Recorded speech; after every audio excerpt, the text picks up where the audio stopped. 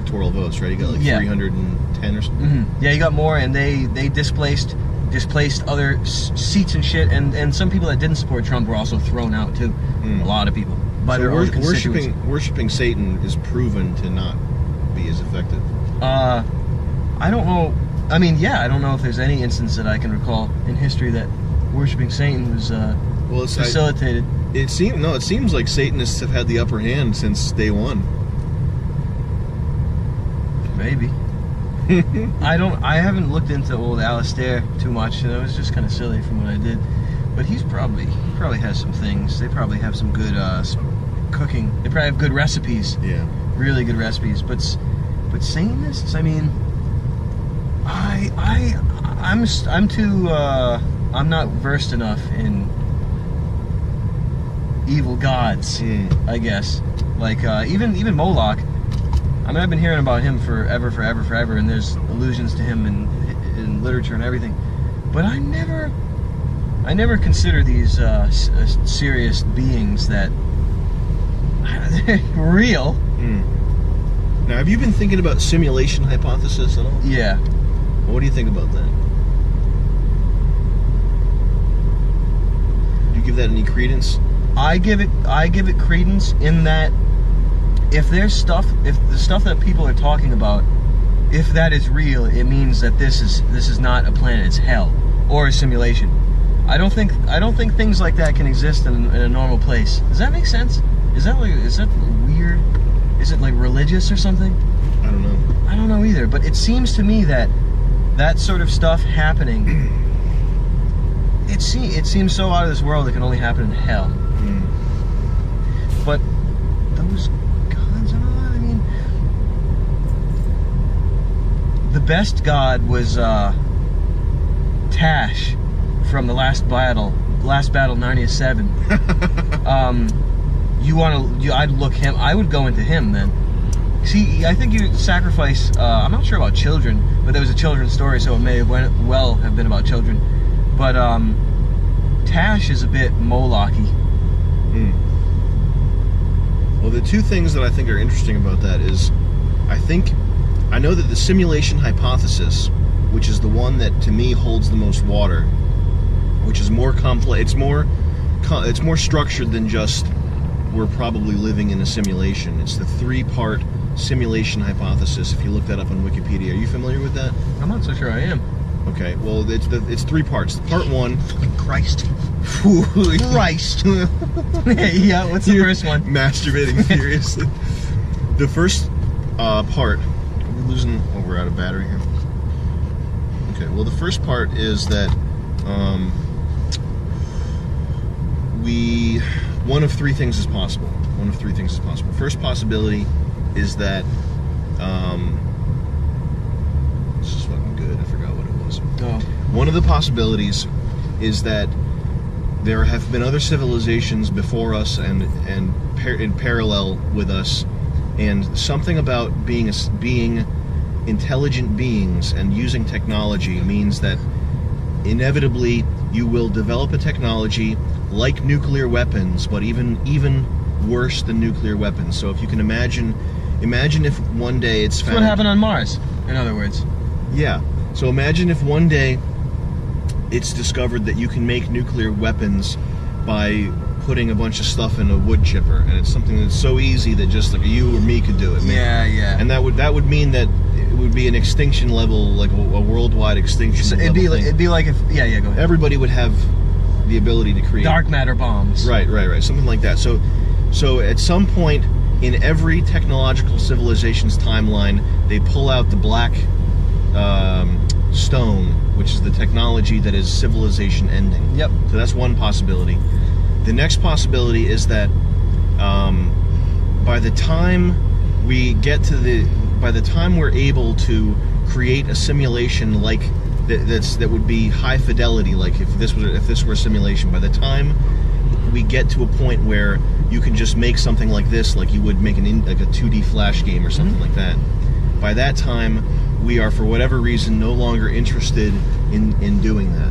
Whether it's because we have a morality that prevents us from creating simulated consciousnesses, or because we or whatever artificial intelligence displaces us is so intelligent that it's just not interested in creating a fucking ant farm like this. Okay, so that's possibility number 2, and that has to be a very, like, that has to hold true for every civilization. Like, even if there's 1 or 2 civilizations that don't adhere to possibility number 2, then that opens the door. That opens the door for the third one, which is that we're living in a simulation already.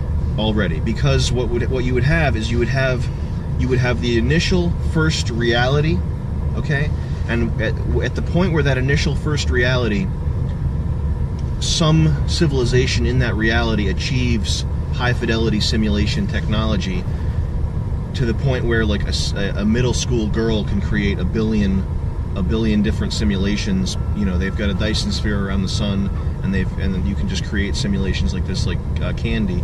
You at that point you have one reality and millions and millions and millions of simulated realities, and the likelihood that you are 1 out of a million people in the real reality, as opposed to 1 person out of all the simulated realities, it's more likely that you're simulated at that point. So that's what simulation hypothesis is. So they all have simulations?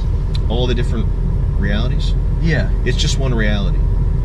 And in that reality, once they build a Dyson sphere around a sun and have quantum computers, anybody, your neighbor's kid, can create a simulation like this as easily as creating, like, Super Meat Boy or something like that. Like on Mario, like using Mario Paint for worlds. Yeah, and so you would just have trillions of them. And because there are trillions of and in these simulated realities, you'd have consciousnesses that are so complex that they actually believe they're conscious. What do you think about that? So your chance of being in that one actual reality versus being in one of the trillions of simulated realities is like getting struck by lightning 10 times in a row. Well, is there any physical proof of simulation? I don't know. But the point that I was initially going down to make was that the guy that came up with that is Jewish. What about it? Well, he's just Jewish. And Jewish people are very smart and they're wonderful and I love them. Oh, yeah. But it's a very black pill thing to think about, right? What do you mean? The idea that we're in a simulation. Oh, it's like, why does this matter at all? Oh, it's very nihilism inducing, is that what you're saying? Yeah, it's nihilism inducing. So if there's a group of smart, tech-savvy, conscious, well-meaning people, and you want to fuck them up and derail them and keep them from being effective actors, you could just tell them that, it's a simulation and none of this matters. That would take would that take the autistic out of the ranks or something? Like it's possible. That would target a powerful group. A coalition. If you were having a problem with a coalition of autiste pizza detectives and you wanted to take those types of cats out of the picture, you could get them high on the simulation hypothesis. I mean, you could get them high on the stuff that's going around right now. That's true too, but I think... And because we were talking about that before, because I considered this a possible nihilism inducer. You mean the Pizzagate thing? Yeah. Yeah. Well, we'll see what comes out in the wash. Well, either way, well, here's the thing, is that no matter what, it already is a nihilism inducer. Whether it's successful or it fails, it already did induce nihilism in people for how many years, I don't know.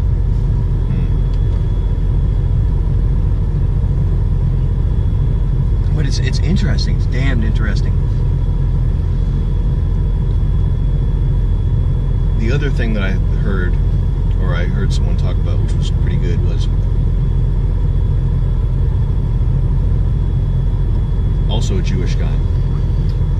They're the smartest. So it's hard to argue. Who's that atheist faggot, Sam something? Not Sam Hyde, Sam... This funny thing is, like, when I think of their names, I try to think of the name, and it's just the word faggot. It comes up in my brain in, like, red letters. Sam Harrison? Who's that? The fucking atheist guy that goes on like Joe Rogan. He's so forgettable. I don't even. Who cares? Who gives a fuck what his name is? The guy that he talks. When he talks in his videos, he is trying to hypnotize the listener. Oh yeah. That's why he talks so softly. Is so you have to go. What's he saying? You're trying to make out what he's saying. Extra. He's so soft and careful with his words. You have to pay extra attention. That's part of it's hypnosis, man. But what he said, which was kind of interesting, was if this is a simulation, there's nothing to say that the people or entity that created the simulation is not an atheistic entity. So you could have theists, you could have some like the equivalent of Scientologists who created this reality. And so to us, Kek, Malok, or whatever, they're users, like in Reboot. Could be real. Yeah, they could be users. It could be factually real in the bounds of this simulation. Yeah, I get that. So there's that too. They could be the real gods manipulating the universe, like an ant farm, doing an ant farm up. That makes some sense. We could be in some sick fucks RuneScape campaign right now. He must really like comedy then. He must like fucking child porn a lot. Yeah. Sick ass. Huh. Well, I always thought, I don't know. I just still think it's odd that every planet that, I mean, I know there's an issue of time and distance, of course, but all the planets so close to such a nice sun like we have in our solar system are totally dead and wrecked and destroyed graveyard. I always thought that was the most bizarre out of everything. All right, anyway, proceed. Oh no, I was just rambling about how I always thought it was insane how we have a nice, rich, fat, sweet sun that we all revolve around, and this is the only planet where there's any remote anything at all. Every other, like at least Mars, let's say Mars, is Holocaust terrain. Yeah. I thought that was just kind of odd. But I mean, as to space and time and distance, I know that, but I don't know. I like to think about it. I mean, one way of looking at how lucky we are is thinking about you think about a puddle in the ground, and it's in like a pothole, and the shape of that pothole is like it has a certain curvature to it. And if the puddle could think, it might think, why am I curved like this? You know what I mean? Like, we certainly did hit the cosmic lottery by existing. But it's kind of a big gamble, isn't it? Yeah, but just the fact that we're here means that we're winners. So it's like it's not really. It's like going up to somebody who won at roulette and being like, that's absurd that you won at roulette. That shouldn't. You didn't win. That's absurd. Like it had to happen to somehow. I don't know. No, yeah. That might be a very flawed argument, but I don't care. Oh no, I mean, well, I mean, no, that makes sense to me, and I think that the odds are very astronomical that people come out of the soup. I think it's possible, but I also think it's more likely that some soup material was either sent here or got here in an asteroid or something else. That soup material seems like a seed plant as opposed to an organic thing, and at least how I feel about it. Well, one thing I think about pretty from time to time that would refute that, and it's based on stuff that I've seen everywhere, because you see it in car design, when cars from different parts of the world, like pre-internet, have identical concepts or things that come about at the same time, and you see it in humor too. Like Nick always sees stuff on SNL that it looks like they're ripping us off, or not just necessarily SNL, but other places that looks like they're ripping us off. I think it's just if you have a zeitgeist and you're trying to think of things that are funny, you inevitably come upon certain concepts that just are waiting there to be plucked from the ether, and multiple people can do that without necessarily stealing from each other.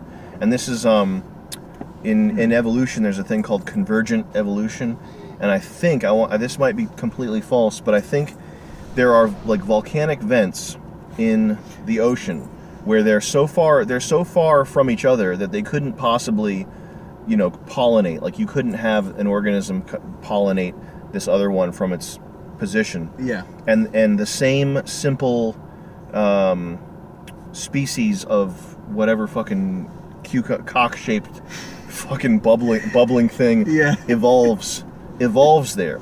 And it's like, can you imagine an animal the size of an elephant with 6 legs?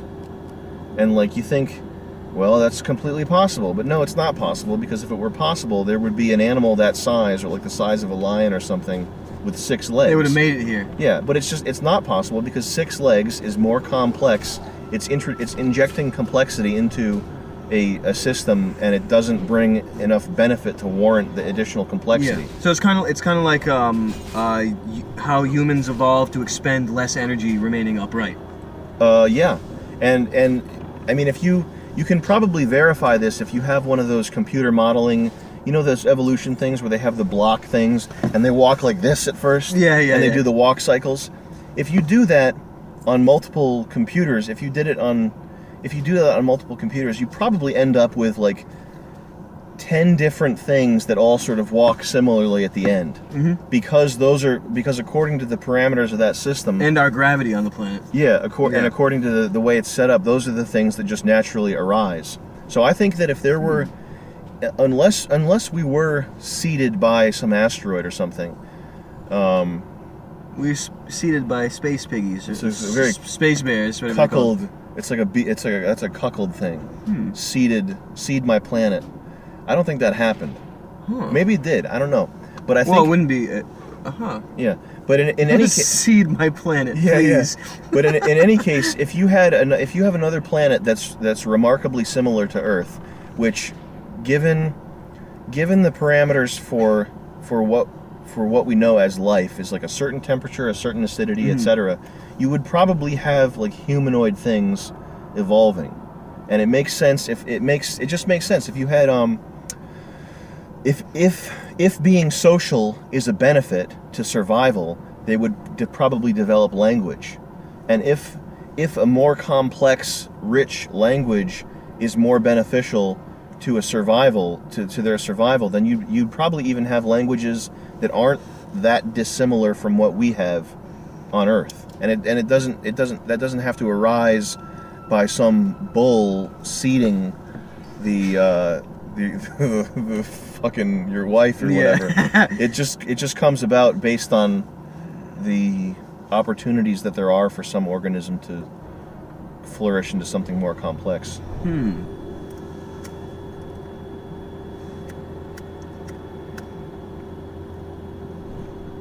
Yeah, no, that makes sense.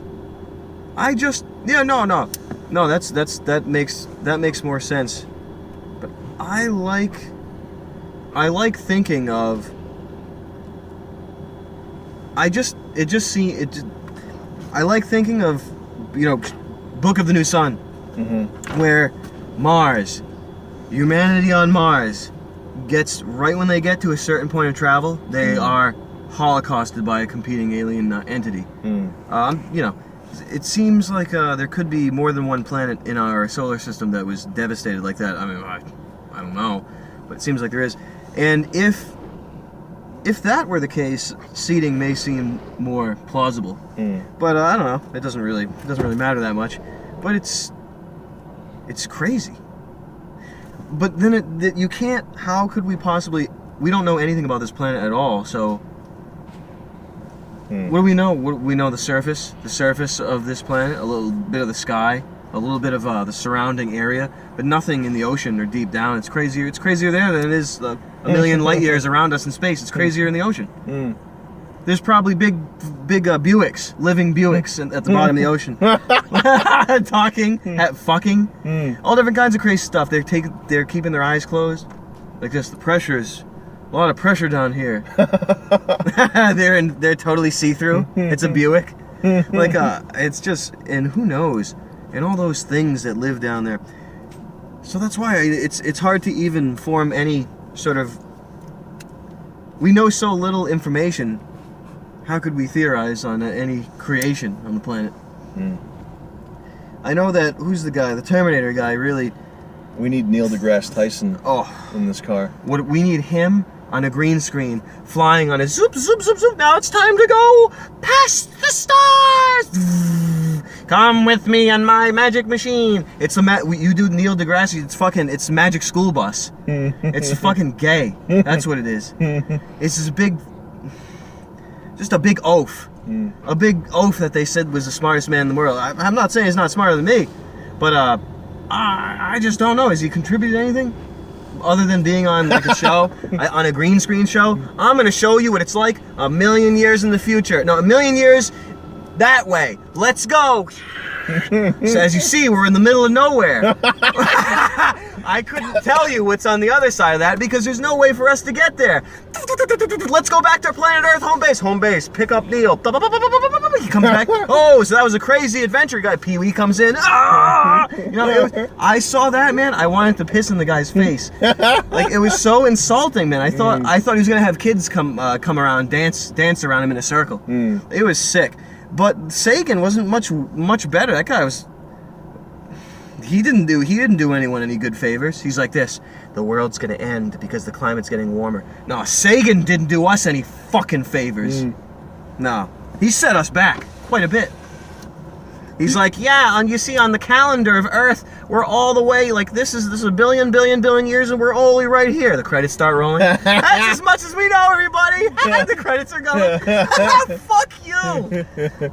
Now you see the quasar, the pulsar. You see the thing is collapsing and it's spinning, and you only get the beam of light when it's a 90-degree angle right facing you. So that's why you can only see it every time it spins around every half revolution. I'm like this. This is all theoretical, right? Yeah. Have you ever seen? I don't know. The black holes? Yeah. There's nothing. There's dark matter all around us, enough to power the universe. How do we harness it? Well, you see, Thomas Edison put a stop to that. It all starts with Thomas Edison and the AC/DC stuff and fucking Tesla. Oh man, he was shaking down buildings, energy, and all that stuff. And that's what it probably is. It's like an ultimate cataclysm event is like a reverse Tesla coil where it just sends energy everywhere and destroys instead of sucking in. It's like a vacuum on reverse. It's like something like, don't flip that switch the wrong way. It just destroys the whole planet. That's crazy to think of that stuff happening. And that really, and that's. And you understand why these. I mean, you don't understand, but you can see where these people are coming from a little bit when they try to pull really big moves to globalize and to unify the human race, to sort of push evolution, to force evolution forward. You can see their intent at doing that, because it's like, I don't think they're trying to force evolution forward by globalizing. It may be a really big super agenda to do that. It's a super agenda, but it's not to create a new transcended species of human. It's to have a large base of people who don't give a fuck and are not civilly engaged. Yeah. And don't understand shit about the world. Yeah, no, that and people that don't have access to the technology that could possibly destroy civilization. So I'm saying the only that to prevent that, to fail safe that second scenario, or what you're saying, okay, I see what you you're would saying. have to totally subjugate the people. Unilateral control. Yeah, you'd have to control to make sure no one flips that switch. So there I'm sure there are big, power moves like that go beyond the stuff on the surface. I don't know, it's just speculation. That might be the Bill Gates angle. Yeah, maybe. I mean, maybe that's how they win some of those people over to their side, is by explaining how dangerous it would be with fractured different states. Yeah, cause it's like anyone that 3D prints a super collider can open up a black hole at any time. It's like, in order to do that, you can't. Once the people have the technology, you can't stop it. You have to make sure no one has any technology at all. You got to make sure everyone's literally stupid and you're living in a flying castle. And that's always been the aim, I think. Because one, that people in power have more fun doing that, and they also feel they have the divine right to do it because they made it there, so they're gods and kings, blah blah blah blah blah, whatever. And plus they're the smoke demons and Gulo and Julesies and Bale and all those guys. Plus they fucking suck infants' cocks.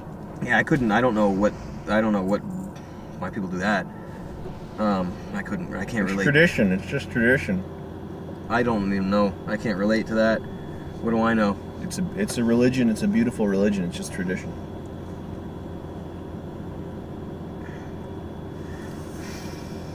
And congratulations, it's a boy.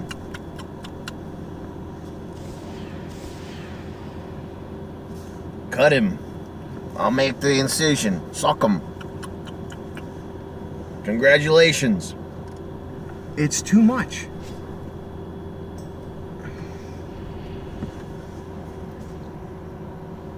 It's too much. It's too much.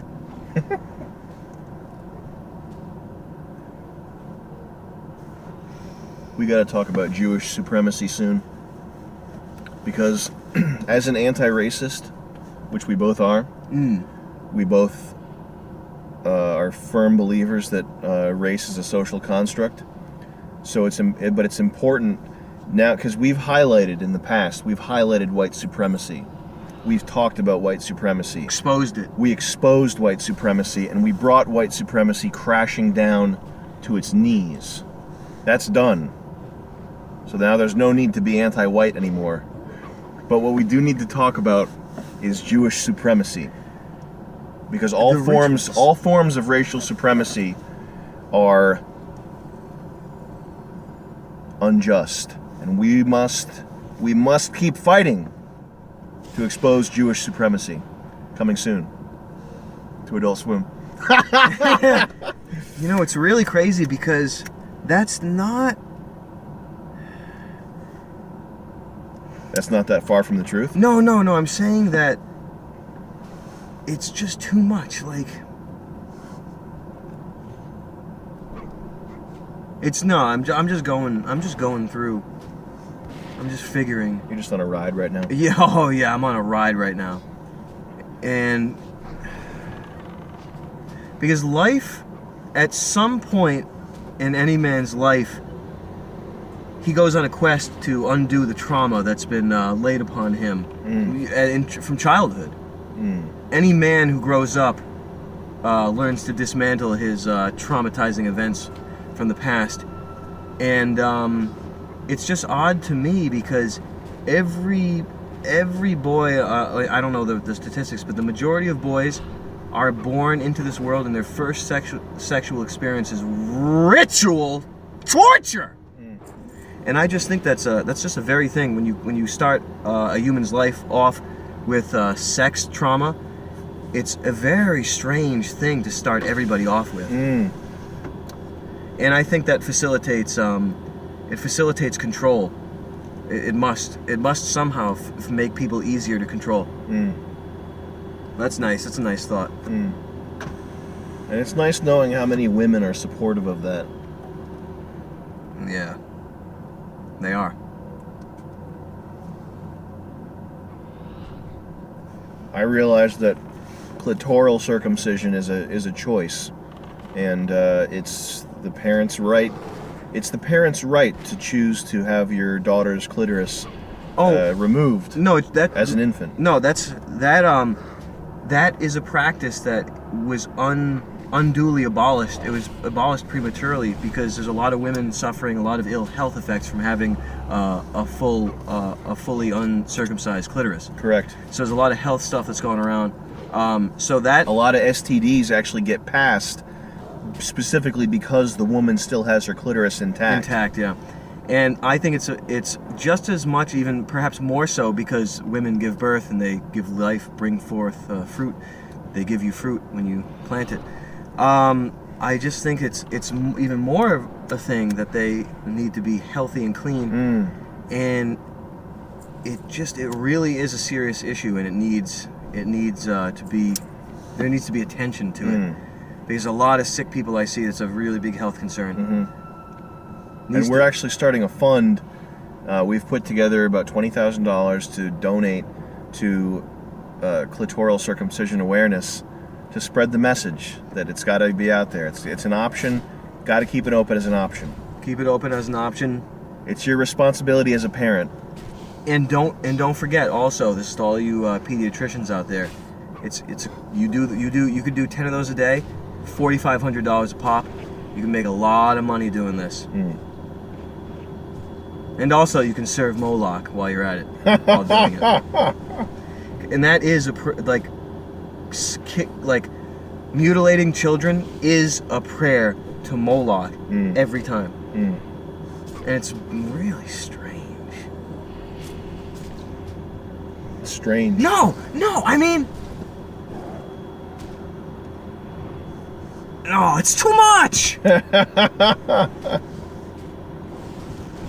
I mean, you could go back, and it is like the cutting of the penis is a prayer to Moloch specifically. Like, it's too much. I can't think about it anymore.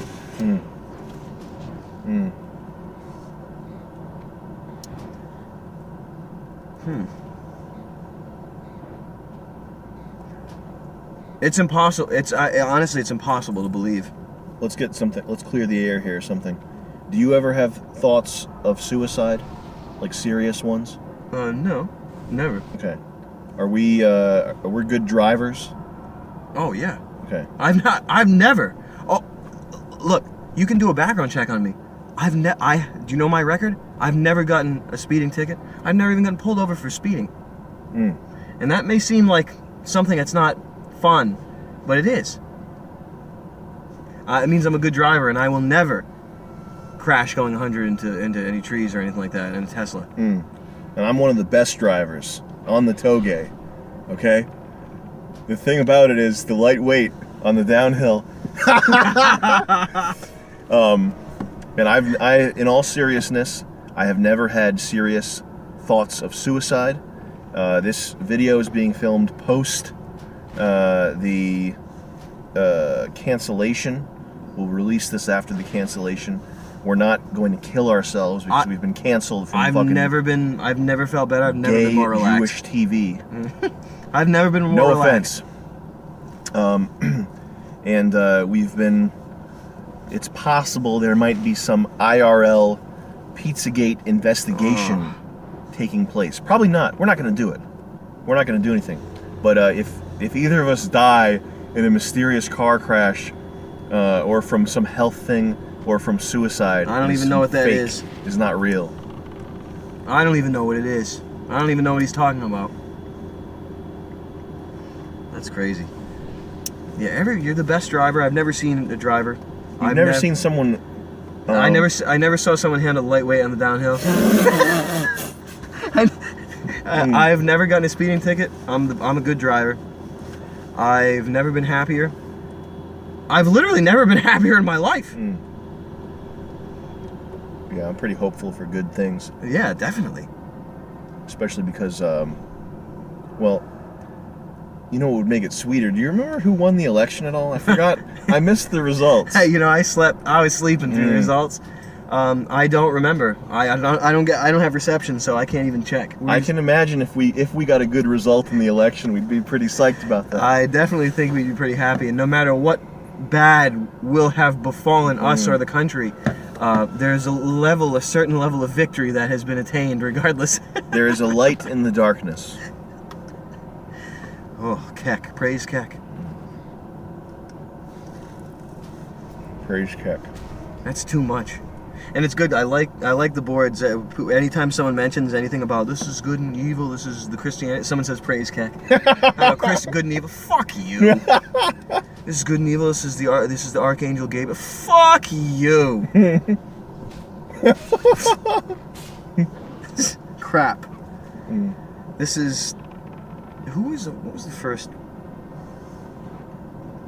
Never mind. I don't even want to get into mystery religions. Never mind. We'll laugh about that another time.